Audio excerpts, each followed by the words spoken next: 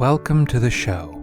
This is Brandon Wen, and you're listening to the Understanding Consumer Neuroscience podcast, brought to you by the folks at CloudArmy. In this episode, Richard hosts a panel of Professor Les Binet of the Institute of Practitioners in Advertising, Laura Devis of MassiveMusic, and Darren Till from CloudArmy to discuss the recent publication of Sound Science: How Music is the Missing Link in Marketing ROI, and the power of music to amplify the effectiveness of a marketing campaign.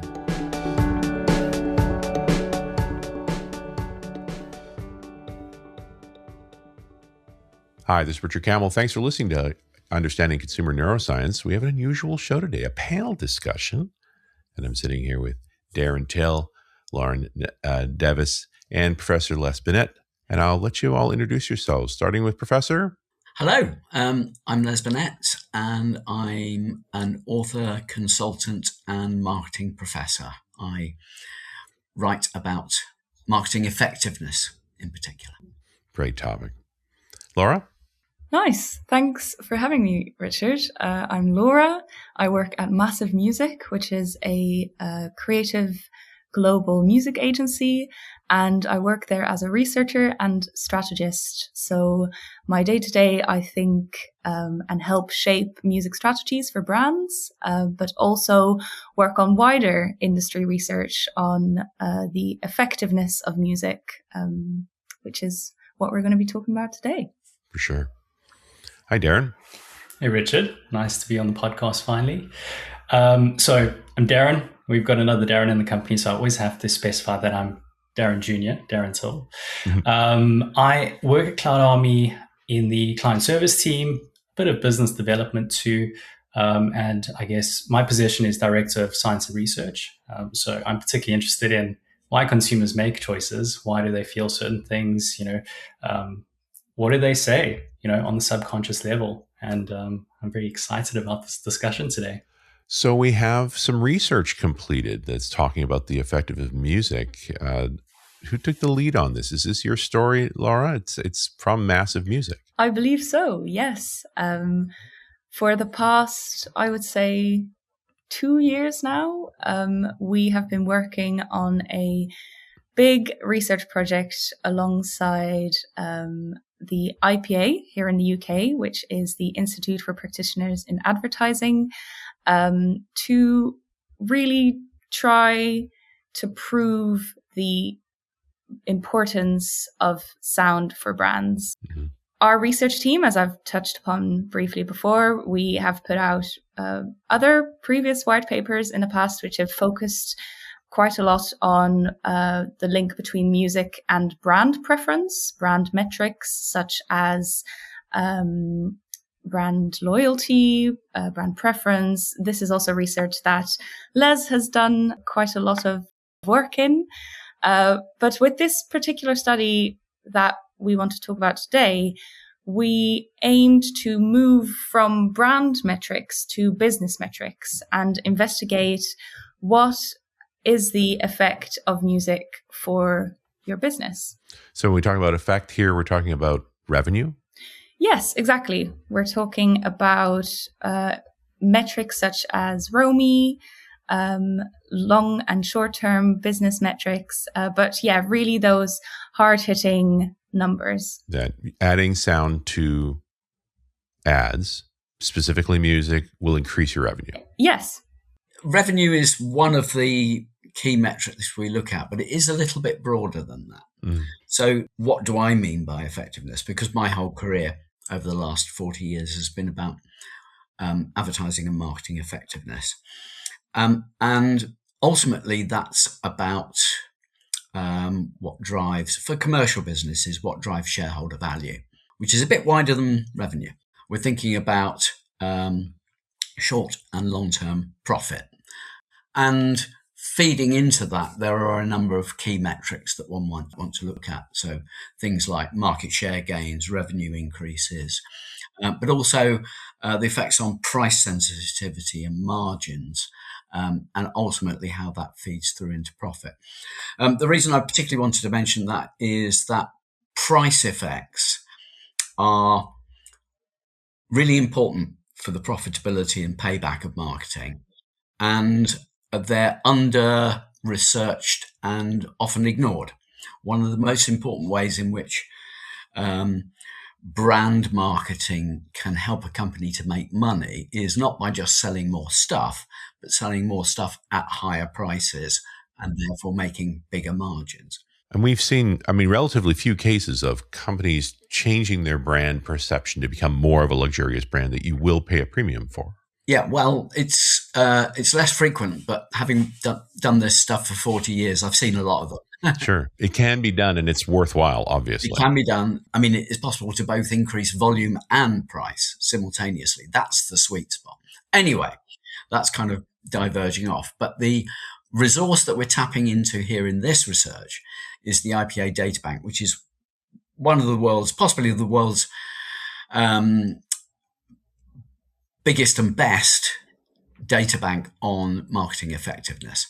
And here in this database, we have thousands of case studies, thousands of campaigns where we've got a reading on a variety of business effects, market share gains, sales increases, revenue increases, profit gains, changes in price sensitivity, penetration gains, improvements in brand loyalty, and so forth. And just to push on an angle of this, so these are ads that were used in the field, like these are studies based on actual ads. So this cumulative study on top of this is, here are ads that were out in the world, and we've sorted through them to see the ones that were especially effective in the space, and here are the reasons why. Yeah. Over the last 20 years or so, in the sort of second half of my career, I've basically been mining data like this to draw general conclusions about what works and what doesn't, broadly speaking. So what are the factors that correlate with increases in shareholder value, business success? And in this research, what we're doing is going back to the data and going, okay, let's look at how music was used in these campaigns, what we can understand in terms of how people reacted to the music and how that correlates with business success. So Laura's going to talk you through some of the stuff. Sure. My next question is, Laura, what's special about music in this scenario?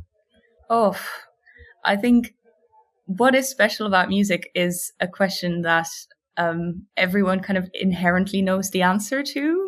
I think music is the most emotional, or at least one of the most emotional, what's the word? It's a fantastic tool, isn't it? It's a tool for manipulating people's emotions. Yes, exactly. We are all emotionally affected by music to different degrees, without a doubt. Unless you're dead inside. Yeah, you would hope not. There are people. But there is a price to it. The emotionality of that, I think this falls into where CloudArmy and Darren, your work as well, is that's tough stuff to measure. That's not an easy thing to quantify, like the level of emotional response. Exactly. Music, sound in general, but I would say music in particular is incredibly emotional. It's visceral, right? And I think back to the song that I danced to with my wife as our first dance when we got married.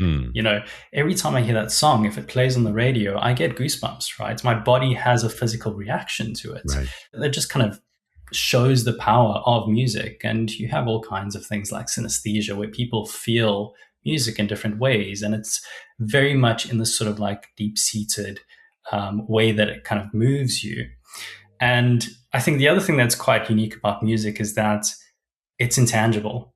And if you don't have, some sort of degree in music science like, Laura and team might have, you struggle to explain why you like this song over another song, right? You don't possess the vocab to actually articulate what you're feeling and thinking and, acting on. And that's where, I guess, as you say, CloudArmy comes into play. Because you folks are always the ones just like, don't ask them what they feel. They'll have a tough time describing it. You have to measure that implicitly. Exactly. Consumers have a tough time describing their feelings regardless of what the stimuli is. And here we've got something that's inherently intangible. If it's stirring emotions at a non-conscious level, you have to test it at a non-conscious level too. And the way I like to look at it is almost as if you've got a choice of different tools for your research. you're not going to choose a saw over a scalpel if you're doing, let's say, open heart surgery, right? The saw is incredibly useful, but in a different context. And here we have got a scalpel to really kind of get at, what are you feeling and why are you feeling that way, below that level of consciousness. It's really interesting. Laura, what were the aspects from the study that you found that was important on the music side? Like, were there particular types of music or particular responses you were looking for? Yes. When we started designing the study alongside CloudArmy, we tried to define how we can test music and what we can test music on, because it is so broad. The first thing that we looked into was engagement. So how engaging is a certain piece of music. The second kind of metric that we defined, also all of these metrics were defined kind of in collaboration with yourself, but also based on scientific research and also based on what experts in the music space, how they interpret music. So engagement as a first important metric. The second metric was fit with film, because this study was about campaigns, right? Like Les has talked about. Mm-hmm. The kind of sync between music and visual and how congruent that is was the second metric that we investigated. The third metric was surprise. And I think this metric is the one that we don't have favorites, but we were really excited about, because we tried to pin down what is it that makes a musical choice for an ad particularly stand out and particularly creative and surprising, and something that maybe you wouldn't expect. And then as a fourth metric, we've got recallability. So memory, of course. How easy is it for participants to recognize that they've heard this song before? So how easy is it with this song to create those new associations, basically? So those are the four kind of key metrics that we measured using CloudArmy's services, but also with a consumer panel of 7,500 participants. So wow. What we did specifically was from this IPA effectiveness data bank that Les has touched upon, we selected 150 campaigns where music was a present, at least, but also in some cases played a big part in the success of the ad. There are a couple of examples, like I'm sure Les can talk more about the John Lewis Christmas ads, which have always had a very kind of consistent strategy in the music that was applied to them, and have just engaged so much with and have become a cultural phenomenon in the UK. So 150 ads, 7,500 participants, of who we measured the true implicit reactions to these four metrics. And then we combined that data on music with the business data that the IPA Effectiveness Data Bank holds. And that kind of allowed us to look for patterns and correlations between musical responses and music and the effect of music and business data. Now, and when we say music, are we talking? I presume we're not talking about jingles, like music fabricated for a brand definition, but like licensed music, existing performances or original performances? Yes, so we are mostly talking about hit tracks here, but not only commercial music, also re-recorded music. So sometimes brands, they will take a original song, but kind of give it their own twist and recreate it and reimagine it with the brand in mind. Wasn't one of the case studies where you did a choir of a popular song? Maybe I'm misremembering. Not ringing any bells for me. No, but I get the idea that you take a popular song which is played a particular way, and then have it performed a different way as part of the ad, and that might introduce that surprise element. that's one of the things that we did. Laura alluded to the John Lewis Christmas advertising. Mm-hmm. I don't know whether all your listeners will know about those ads, but here in the UK, we had a sort of 10-year period or so where the agency that I used to work for, Adam and Eve DDB, we created these Christmas ads every year.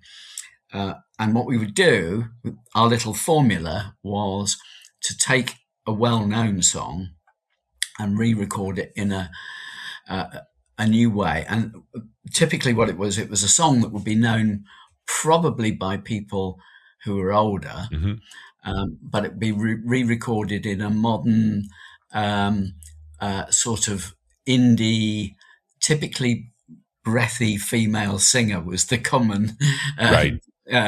Sort of semi-acoustic. And this had the effect of generating a kind of surprise. You go, I love that song, but I've not heard it played that way before.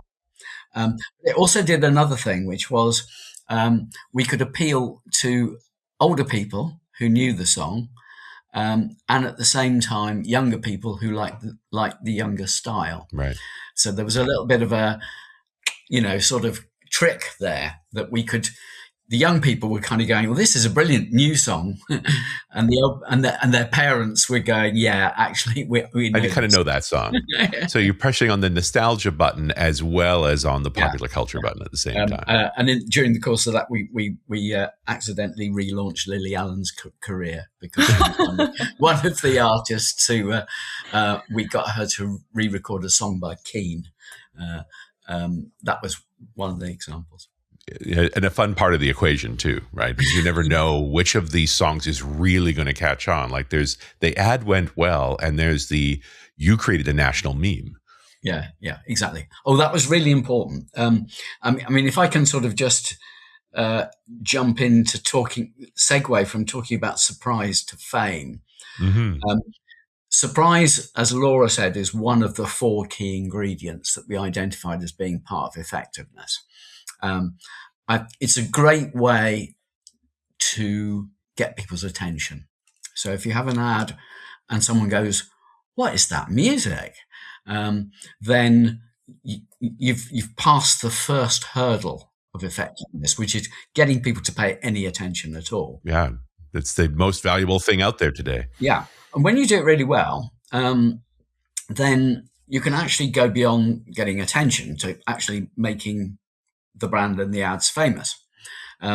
So what we did with the John Lewis advertising is, I think it's true of every one of the sort of ads that we did over the 10 years, every single one of them, the track in itself became a hit. Right. I think,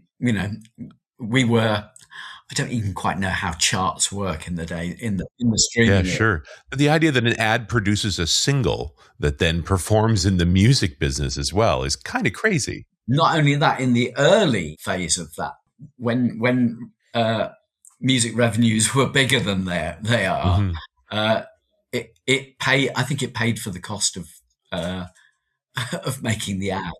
Interesting. Suddenly I have another revenue stream. Yeah, exactly.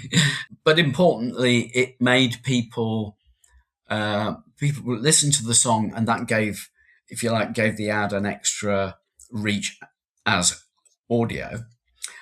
It made people watch the video online more often. Right. In order to hear the song.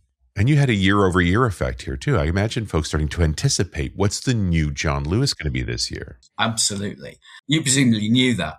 Maybe your not all your listeners will know this, that in the UK, it became like, the Christmas ads became like the Super Bowl in America, and in particular, John Lewis was the one that became known as the start of Christmas. So people anticipated it. Yeah. So fame is really important in advertising. Mm-hmm. You want ads that reach lots of people, that lots of people talk about, that people will watch again voluntarily, that people in the press will write about, that people will make parodies of even. And so music was part of that process. On one hand, as a marketing person, I'm looking at how do I sell my stuff and how do I reach a larger customer and so forth. But this aspect of brand transformation, that you become associated with a season, become associated with a culture, you're lifting to a different level. And I guess this is all the emotional response part of this, that you're really much changing people's perception of your brand. Yes, and to give you a feel for when the first of those Christmas ads was called The Long Wait. It was about gifts that you can't wait to give. So you think that the ad is going to be about a little boy who can't wait to get his Christmas present, but in fact, it's a little boy who can't wait to give his parents a Christmas present. Now, as I'm speaking, I'm literally getting goosebumps, right? Because I'm getting an echo of the emotions from that ad. I have talked about this so many times on so many platforms, and yet, I'm literally getting goosebumps now. And it was that combination of the emotional storytelling with the music and the cinematography. To say it created a cultural phenomenon, I mean, there were examples of churches doing sermons about our ad as an example of the true Christmas spirit. And it was taught in schools. That's that first ad in the series. It wasn't all music, but the music was one of the magic ingredients. Darren, is goosebumps in a good implicit test metric? Well, it depends on who you ask, I guess, Richard. I guess for us, goosebumps are relatively difficult to test because pretty tricky. I don't know what instrument that is. You don't. No, you don't. And you don't know if that's a good response or a bad response. It's just a response. I think this is one of the challenging aspects of all this. When you're going to tap into people's emotions, you're never going to be sure which one you're going to get. Exactly. And that's why it's so important to do the research up front. And I mean, this is what Laura's whole team is dedicated for at MassiveMusic. It's to take the creative output, right, from the rest of the MassiveMusic team and put it through, the tests and actually understand, is it meeting our sort of metrics? Is it actually moving the needle in terms of these key checks? In a world where with generative AI and all these beautiful agencies that we work with, you have so many ways to create assets, brand assets, but, sound in particular. You go and actually do the research. You have to work out, is this moving the needle or not? Because I think... Let's face it, revulsion is also an emotional response. I don't think it's one you want. No. Unless you're doing advertising to stop people smoking. Good point. Yeah, it's got to fit the scenario, but I think you really want to know where this is going to land. And you bring up the AI point. Like in the past few years, we've got new tools to make music, and I'm using air quotes, fairly inexpensively. It's just a question of, I've also seen publicly, like there's a significant revulsion response to anything appearing to be quote unquote AI slop. Yeah. It's a question of authenticity in some cases, is what you're seeing authentic or not? And that has an influence on the brand too. If the brand is putting out AI slop, it's going to lose a level of respect. But there's also the question of whether your consumers implicitly feel that this is AI, regardless of whether they're aware of it or not. Does the AI sort of, input change their perception towards your brand in some way? I had an experience recently of a friend of mine showed me a video that he'd made for his daughter about their dog. And he'd created the video and created music, created a song about the dog to go with the video. And the whole thing was created by AI. And that got an emotional response from me, and it was a positive one. I thought it was clever and funny and quite touching in the way in which, like, if you made a handmade card for somebody,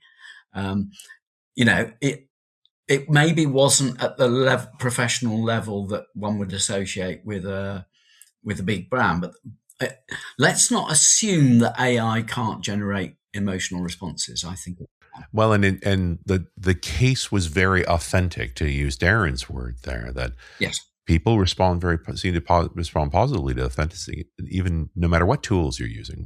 Tools are not unusual, paintbrush or keyboard. It's just a question of the authentic intent. There are vast swathes of the music industry that long before AI was, got involved, were mass producing crap. We've had plenty of bad music over the years, yes, not exactly. just this one. I mean, 99% of all human creative output is probably rubbish. Let's not make too many assumptions about what AI can or can't do. But to your point then, Darren, it's all about how you measure. Exactly. It's so important to actually just check, does it land or does it not? There's always a chance that it doesn't, and it does the opposite of what you're hoping. And so research it. I think you touched on something quite important there, which is what kind of emotional response are you looking for? Is it goosebumps? Or, for example, often when I'm talking about, sometimes if I show the John Lewis ads in a presentation or something, I have to be quite careful because sometimes I cry. Not all ads evoke that response. I mean, laughing is an emotional response and anger is an emotional response. I have to say, I don't think there's much very good research on what emotional responses work better or worse, because I think it's going to be context dependent. Well, I think social media has shown us pretty clearly that rage is a very effective tool for quote unquote engagement. Yeah. Right. If not particularly constructive. But I think broadly speaking, most, at least for commercial brands, regardless of how you do it, ultimately what you want is for people to enjoy the music. And that could be high energy, exciting music. It could be, death metal. It could be something folky and, evocative. But ultimately, and I think this is what's behind the engagement metrics, is this the kind of music that I relate to and that, broadly speaking, I like? And that's really important because that's how brand advertising, broadly speaking, works. This is a sort of bit of a side issue, but about 20 years ago when I first started working in this space, my co-author Peter Field and I had this epiphany, really, when we looked at the data. We'd been brought up to believe that advertising was about communicating messages. Things like music were sugaring the pill. So the aim of advertising was to tell people about your products and give them reasons to buy your products. And music and creativity and dancing polar bears and all those other things were there to get people to pay attention and to keep them paying attention and all those other things. That's not what the data shows. The data shows that actually how people, the emotions, the feelings evoked by advertising are the main message. Messages play a relatively small part in making advertising work. Advertising is, at least for brand advertising, I'm leaving aside things like performance marketing. For most advertising, most brand advertising, it's not a communications medium at all. It's not a message transmission medium at all. It's more like a Pavlovian conditioning mechanism where you associate the brand with a set of feelings. Pavlov's dog, the classic study is you ring the bell and you give the dog a piece of food, and then eventually it associates the bell with the food. And when you ring the bell, the dog salivates. And advertising kind of works in a similar way. You have entertaining, enjoyable, creative work associated with the brand. And eventually, if you do that enough, then when people see the brand name, they feel some of the same feelings. And music, I think, is one of the best demonstrations of this. So from a previous piece of research I've done in this area, there's reason to believe that maybe about 20 to 30% of the money you make from an ad 20 to 30% of the profit is down to the choice of the music.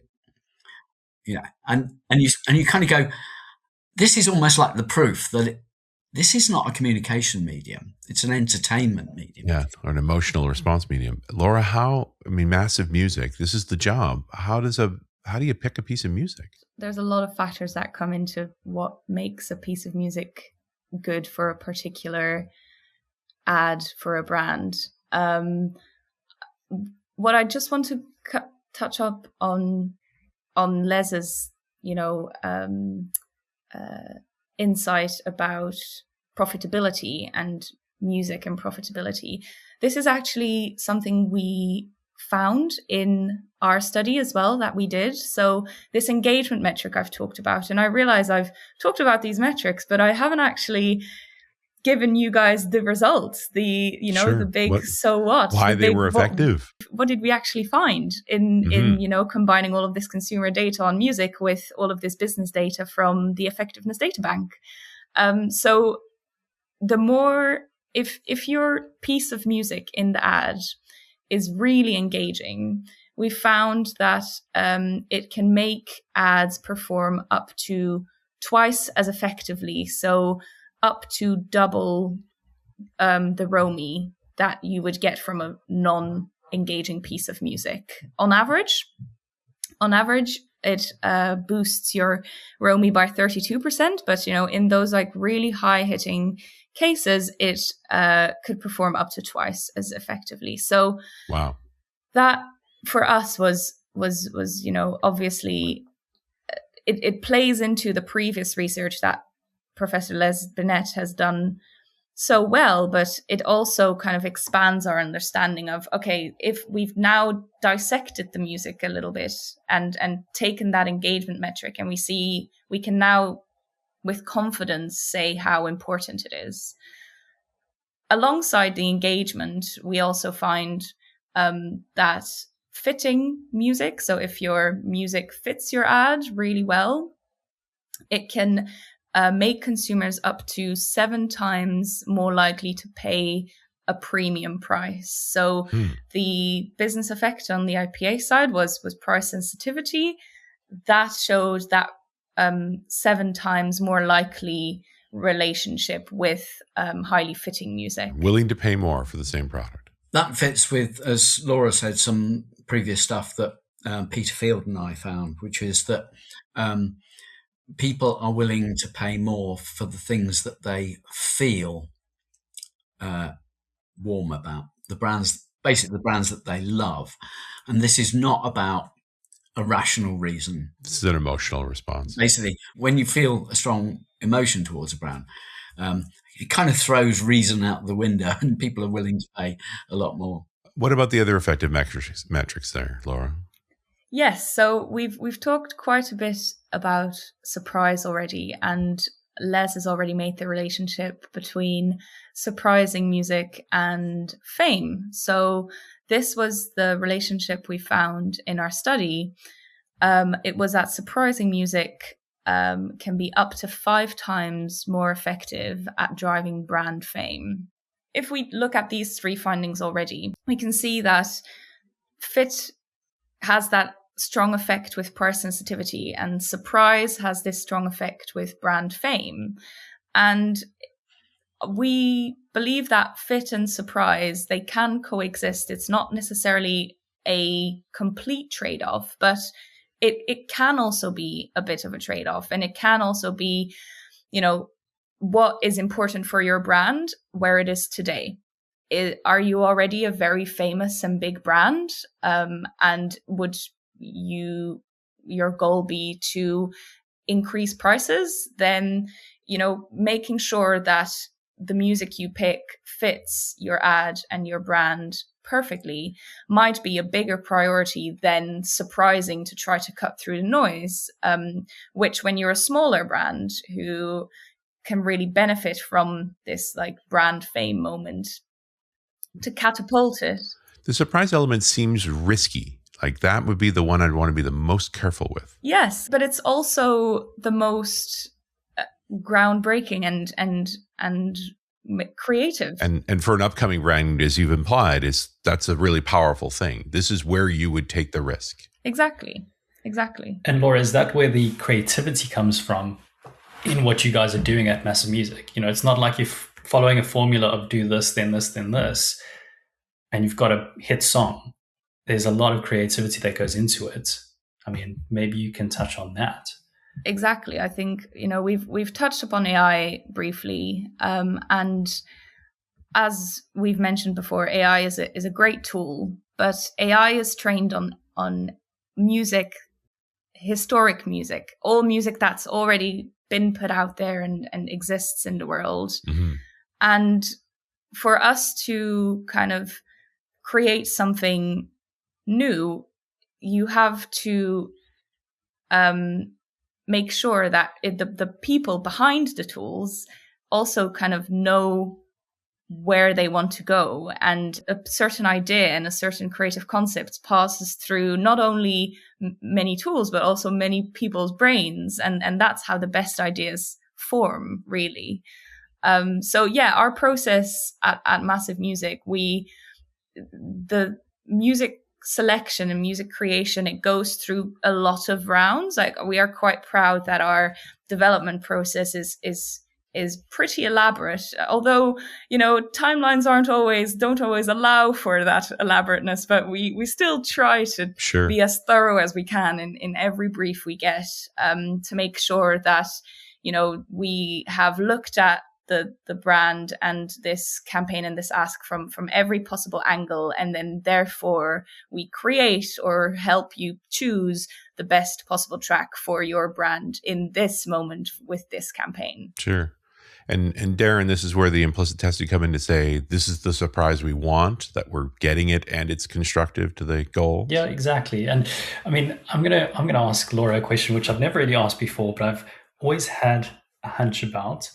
Laura, does, let's say, the creative agency's intuition line up quite often with the results, or are they often curveballs that the results throw at you guys?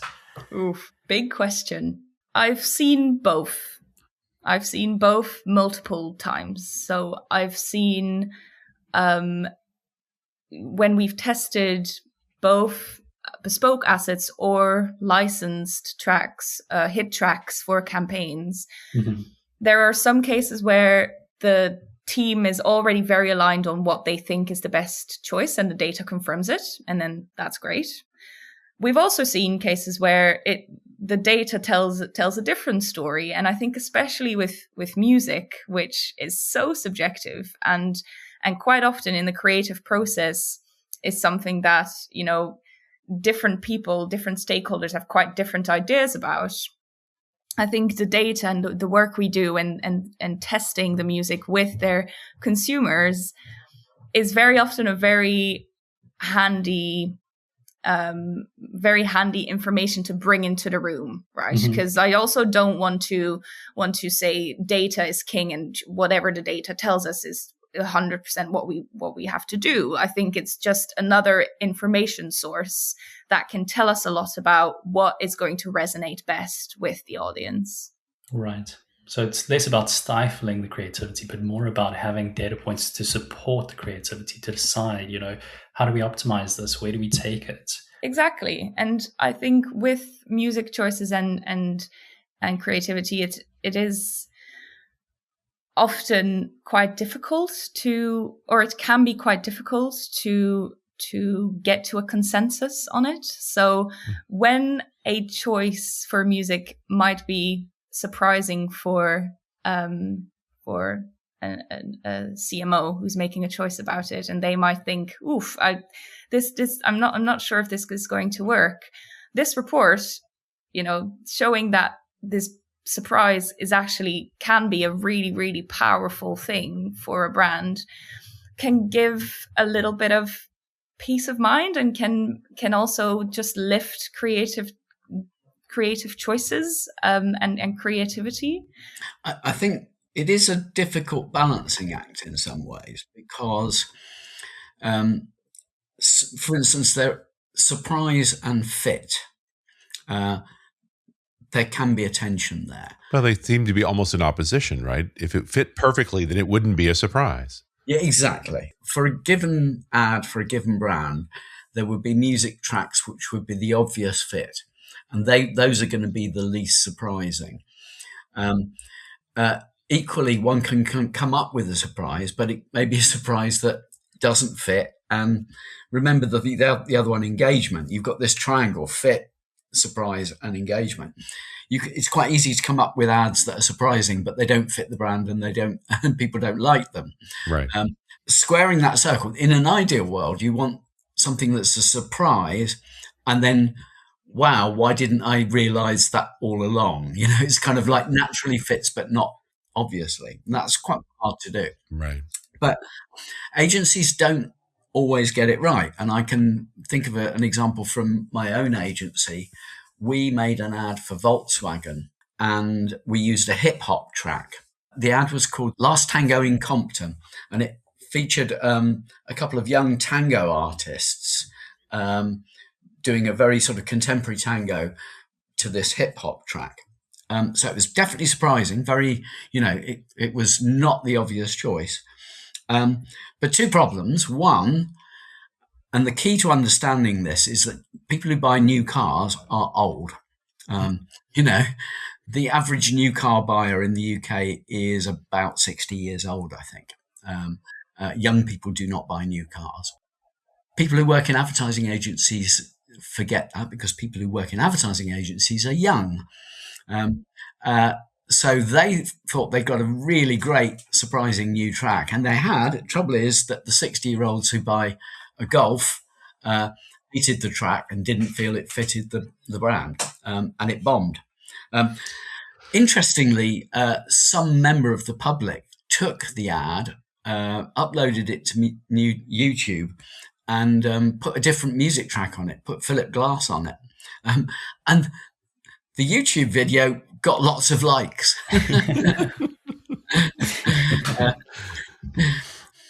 So, yeah, agencies don't always get it right. But then on the other hand, I can think of another car-related ad. We did an ad for breakdown cover from the AA, Automobile Association, not Alcoholics Anonymous. And we used the track Proud Mary. A great track that lots of people of different ages know. And the point was, it was about how the breakdown cover keeps you rolling. Right. So it's got that rolling on the river. I don't think people would have. It was surprising to pair that with that brand, a rather stuffy brand in some ways that, was a bit like, well, breakdown cover is not obviously sort of funky, but it showed how when you have them on your side, you just keep rolling, basically. Sure. So it fitted the brand, people loved it, and it was surprising. And it was another one of those ones where, within a week, that song had suddenly gone up the streaming charts and so forth. Yeah, people grabbed the music and then wanted to hear that song again. This is also something has happened so many times, I feel like, over the past couple of years. Songs that have been, and artists that have been put high up in the charts again because of their songs being used not only in ads but also in films. I'm thinking of Murder on the Dance Floor. Sure. Which was used in Saltburn, or Stranger Things are also so good at that. Yeah, whoever's choosing the music for those shows is brilliant. Oh, it's fantastic, and it just goes to show that music it can really surprise you. There's not a lot of assets out of advertising that end up charting, so to speak, like live on their own. I think it's only music. You never see a font broadcast separately, but there's something about that music has a particular power. Hey, I do want to get back to that last measure of effectiveness, which I think was recallability. Yes, exactly. What were the impacts for recallability? So recallability, we found that picking music that will stick in people's minds, so is very recallable, can drive up brand salience by up to 4 times. So brand salience is being front of mind in like a purchase situation, which when I want to buy, I remember you. Exactly, which is something we all inherently can understand. Like it makes sense. But now having the kind of proof for it, and yes, having showed this based on our consumer data and the IPA data, is just really, really cool. Yeah, no, it's very powerful. It's the thing that every marketer hopes for, that you'll remember me when you want to buy. And it sounds like music plugs into that in a way that makes it far more recallable. Certainly one of the things that music is particularly good at sticking in the memory. Sometimes too much so. I mean, I don't know about you guys, but I'm one of those people that suffers from earworms. Yeah. Yes. I will have a piece of music that I just cannot get out of my head. So if you can make your advertising music stick in someone's head like that, then that's valuable, as long as it doesn't piss people off. Yeah, exactly. Especially if it's a positive association. If you're like, I love this track, and then somewhere in your brain, the association with the ad will be there because you've seen it in that context, in that combination. Yeah. That hopefully subconsciously, when you are in the supermarket aisle, you see a brand and it kind of, you're drawn to it because which is what advertising is all about, like being drawn to a certain brand because it made you feel something, and music of all tools can make you feel so much. Yeah, I think there's only so many swoops and shapes and things that are iconic to brand, but music can work in a much more broad way. So for more organizations, are going to have more opportunity here if they explore this angle. We're coming to the close here. I do want to sort of get back onto this. You've now measured numerically this ad effectiveness strategy around music. So we have some really solid evidence for folks to dig into. What's the guidance going forward? What's the next actions folks should be taking here? Well, I think if you, as a brand, have to make a choice about music for an ad, if you start by applying the lens of these 4 metrics when you're in the boardroom making a decision, and you ask yourself, does this feel engaging? How well does this music fit with my campaign? How surprising is it? And how recallable is it? If you already kind of focus on those 4 metrics, you're miles ahead from what the happens quite a lot, which is decisions being made purely on feel. But looking at it through those 4 lenses can be really, really helpful in making decisions. And then, of course, if you want to dive into it even more, teams like ours exist to help. Yeah, sure. You hire professionals to help you. I also want to make that push on. You want to test this. Every ad's going to get tested in the market, but you might want to know what's going to happen before you get to the market. I have a slightly controversial view on this, which earlier on I said maybe 20 to 30% of the money you make from the ad is down to the choice of the music. Mm-hmm. What percentage of production costs does music account for? Not 20 to 30%, I don't think. So it bats well above its level. Yeah. I mean, one way of thinking about it actually is music is a really cheap and efficient way to make your ads more effective. To the extent that I know at one point earlier on in my career, agencies realized that they could get ads through pre-testing simply by putting a banging track on them. To the extent that Millward Brown, as they were in those days, had a rule that you were not allowed to put a track on unless you actually really were going to use that track. But there's another way of flipping that round, is to say maybe you should be spending 20 to 30% of your production on music rights. Mm-hmm. I think probably it's an area where licensing the original track may be an expensive thing to do. But if that's the thing that's going to double the efficiency of your ad, shifts your brand. Take your payback from 5 million to 10 million. Maybe it's worth spending a little bit of money on. Might be worthwhile. Absolutely. Folks, I really appreciate the insight here. The study is awesome, but it's really nice to take it apart and talk through the different parts of it. Thank you so much for joining me here to have this conversation. You're very welcome. Thank you, Richard. So welcome, Richard. Thank you. Les, Laura, Darren, thanks so much. And we'll talk to you next time on Consumer Neuroscience.